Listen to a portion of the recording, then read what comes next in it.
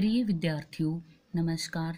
मैं सरिता study zone channel में आपका हार्दिक स्वागत करती हूँ और आपसे अनुरोध करती हूँ कि स्टडी जोन चैनल को सब्सक्राइब करना न भूलें। आज हम रस का अध्याय पढ़ेंगे। रस का अर्थ है आनंद। किसी कविता अथवा कहानी को पढ़ने से, सुनने या नाटक आदि देखने से जिस आनंद की अनुभूति होती है उसे रस कहते हैं। संस्कृत में कहा गया है, रसात्मक वाक्यम, अर्थात रसयुक्त वाक्य ही काव्य है। रस का सर्वांगीण विवेचन सबसे पहले भरत जी ने अपने नाट्य शास्त्र में किया था। भरत मुनि के अनुसार रस की परिभाषा निम्नलिखित है: विभाव, अनुभाव, व्याभिचारी, संयोगाद्रस, निष्पत्ति। अर्थात विभाव, अनुभाव, व्याभिचारी भाव से के संयोग से रस की निष्पत्ति होती है, अर्थात रस की उत्पत्ति होती है। अब रस की उत्पत्ति कैसे होती है, यानी रस निष्पत्ति से हमारा क्या अभिप्राय है। रस शब्द रस धातु से बना है, जिसका अर्थ है आस्वाद लेना। काव्य रस का अर्थ पढ़कर मिलने वाले आनंद से है, जो साहित्य पाठक को जितना ज़्यादा भाव विभोर कर देता है, वह उतना ही अधिक रस निष्पत्ति में सहायक होता है। रस का महत्व। रस को काव्य की आत्मा या प्राण तत्व माना गया है। रसहीन काव्य निर्जीव है, अतः रस के बिना काव्य का अस्तित्व ही नहीं है। जैसे प्राण के अभाव में शरीर व्यर्थ है, उसी प्रकार रस के अभाव में कोई रचना काव्यत्व से रहित हो जाती है। यह काव्य का अंतरंग तत्व है, बहिरंग नहीं है। अर्थात अंतरंग तत्व से हमारा अभिप्राय है कि पाठक के द्वारा जब कविता को पढ़ा जाता है तो उसके हृदय में अनेक भाव उत्पन्न होते हैं।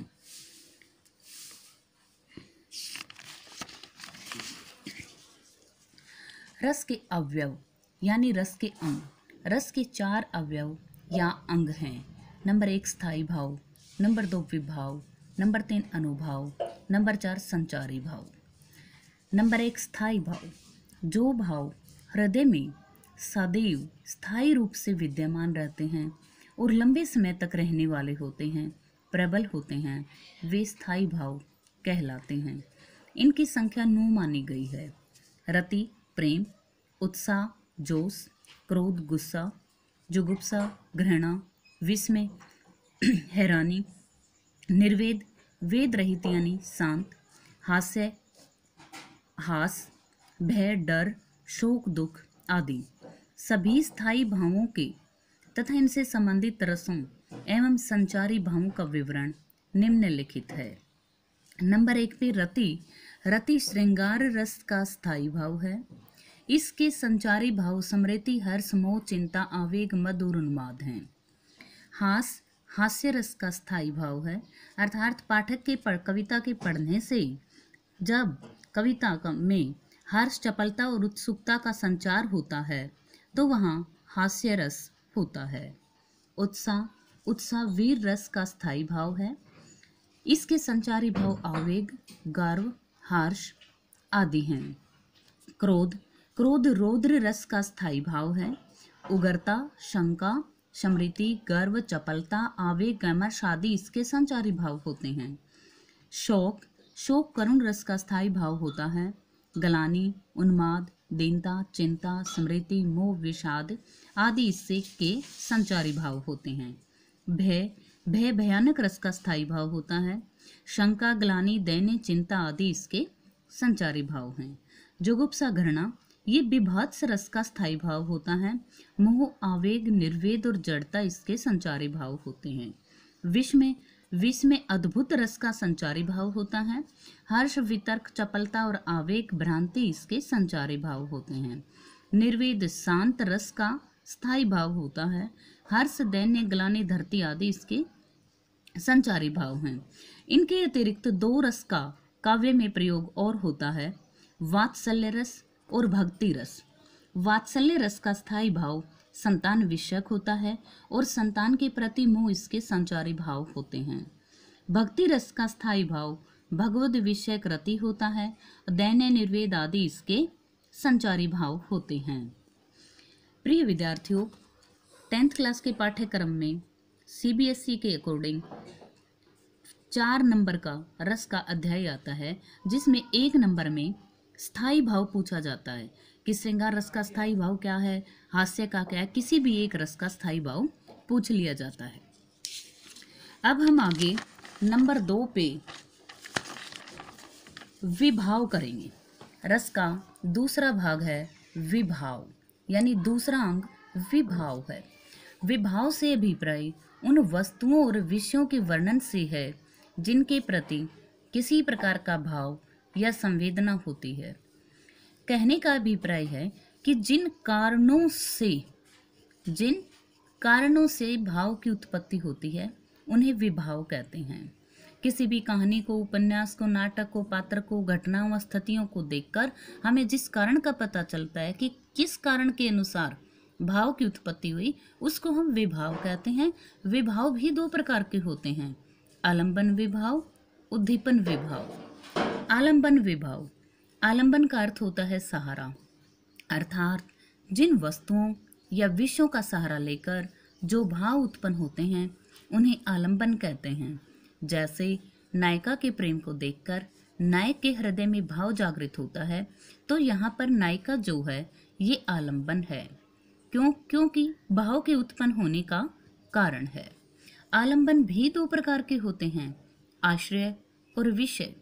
आश्रय यानी जिस व्यक्ति के मन में भावों की उत्पत्ति होती है उसे आश्रय कहते हैं। जैसे शकुंतला को देखकर दुष्यंत के हृदय में प्रेम भाव उत्पन्न हुआ। किसको देखकर? शकुंतला को देखकर। क्या कहा जा रहा है यहाँ पे कि जिस व्यक्ति के मन में भाव उत्पन्न होते हैं, व्यक्ति यहाँ पे किसके मन में हो रहे हैं? दुष्यंत के मन में हो रहे हैं। तो दुष्यंत क्या है? आश्रय है। और जिस व्यक्ति या वस्तु के लिए आश्रय के मन में भाव उत्पन्न होते हैं उसको हम विषय कहते हैं। तो उपयुक्त उदाहरण में किसको देखकर? शकुंतला के प्रति, तो शकुंतला विषय है। शकुंतला विषय है। इसी का दूसरा पार्ट है उद्दीपन विषय। आश्रय के मन में जो भाव उत्पन्न होते हैं उन भावों को उद्दीप्त करने वाले विषय की बाह्य चेष्टाओं और बाह्य वातावरण को उद्दीपन विभाव कहते हैं। जैसे वन में शकुंतला की शारीरिक चेष्टाएं दुष्यंत के मन में रति को और अधिक तीव्र कर देती हैं, बढ़ा देती हैं। अतः यहाँ पर जो शकुंतला की शारीरिक चेष्टाएं हैं वे उद्दीपन हैं। अब हम तीसरा भाग करेंगे अनुभव। अनुभव किसका भाग है? रस का तीसरा अंग। आश्रय के हृदय में स्थायी भाव जागृत होने पर आश्रय के द्वारा जो शारीरिक चेष्टाएं की जाती हैं उन्हें अनुभव कहते हैं। जैसे दुष्यंत को देखकर शकुंतला का लज्जाना, आंखें झपकाना, उसकी ओर लपकना आदि। अनुभव भी 4 प्रकार के होते हैं। नंबर 1 कायिक, नंबर 2 मानसिक, नंबर 3 आहार्य, नंबर 4 सात्विक। कायिक, कायिक का अर्थ होता है काया अर्थात शरीर।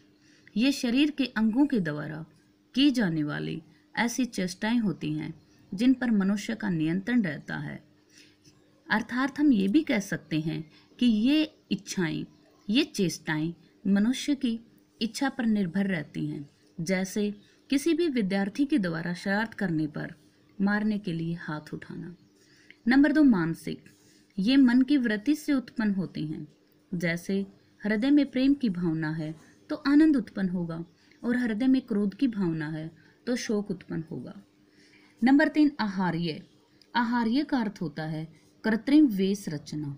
कृत्रिम का अर्थ होता है बनावटी, अर्थात किसी भाव में वशीभूत होकर अपने ऊपर किसी बाहरी वस्तु का आरोप कर लेना आहार्य कहलाता है। जैसे गोपियों के द्वारा श्री कृष्ण का वेश धारण कर लेना। और आप किसी भी नाटक में देखते हैं, जैसे महाभारत में दुर्योधन कृत्रिम वेश धारण किए हुए है, दुर्योधन का, पितामह भीष्म का कृत्रिम वेश धारण करना, आचार्य द्रोण का, गुरु कृपाचार्य का, तो इसको हम कृत्रिम वेश कहते हैं, बनावटी वेश रचना कहते हैं। नंबर 4 सात्विक। शरीर की वे स्वाभाविक क्रियाएं जो स्वतः उत्पन्न होती हैं अपने आप उत्पन्न होते हैं, अथवा वे व्यापार, यहाँ पर व्यापार शब्द किसी पशु के व्यापार की बात नहीं करता, अपितु किसी कार्य की बात करता है। जो भाव किसी के जागृत होने पर स्वयं घटित हो जाते हैं, सात्विक अनुभव कहलाते हैं। आश्रय का इन पर कोई अधिकार नहीं होता, जैसे लज्जाना, आंखें झपकना आदि। इनकी संख्या 8 मानी गई है। नंबर 1, स्तंभ। स्तंभ का अर्थ होता है शरीर की गति का रुक जाना। कंप, कंप मीन्स कांपना, अर्थात शरीर का कांपना। अश्रु, आंखों से आंसू निकलना। विवर्णता, चेहरे का रंग बदल जाना। स्वरभंग, स्वाभाविक रीति से आवाज न निकलना। स्वेद, पसीना आ जाना। रोमांच, रोएं खड़े हो जाना। प्रलाप, शरीर का चेतना शून्य हो जाना, अर्थात शुद्ध बुद्ध खो देना। नंबर 4, संचारी भाव अथवा व्याभिचारी भाव। संचारी भाव अथवा व्याभिचारी भाव रस का चौथा अवयव है। संचार शब्द का अर्थ होता है साथ साथ चलने वाला, अर्थात संचरण करने वाला, घूमने वाला। संचरण करने वाले भावों को संचारी भाव कहते हैं। संचारी भाव आश्रय के मन में उत्पन्न होते हैं।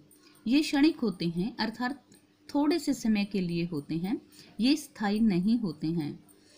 इन्हें ही व्याभिचारी कहा जाता है। ये संख्या में 33 होते हैं।